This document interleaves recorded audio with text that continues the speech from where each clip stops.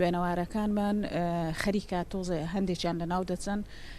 ئێمەش دەمانەوێتن یعنی ڕۆشنبیری خەڵکو و ئاستی ڕۆشنبیری تاک بەرز بکرێتەوە هەم لە ڕێگەی بەستنی ئەو کۆنفرانسانە و گەیاندنی پەیامی شوێنەوار بە خەڵکەوە لە پلانماندا هەبووە کە ئەو شوێنەوارانە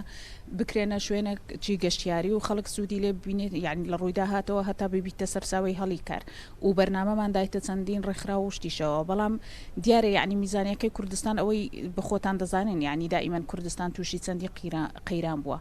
وەکو حکوومەتی هەرێمی کوردستان ویست هەیە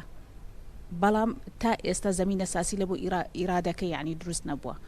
ویستەکە هەیە و لە پلانیش هەیە یعنی چەندجار ئیشمان لەسەر کردیە سەبارەت بە مۆزەخانەکانیش ئێمە طبعا ینی هەوڵماندایە بەڵام مۆزەخانە بۆ شێوازەیە نابیتن چکە چەندین گرفتیان هەیە مۆزەخانە پاراستنی قەتعەیەک بە چەند پرۆسەیەکیدا دەڕواتن ئێمە چار مۆزەخانەمان هەیە لە هەموو هەرێمی کوردستان بەڵام بەداخەوە مۆزەخانەیەکی نێودەوڵەتی نیشتیمانیمان نییە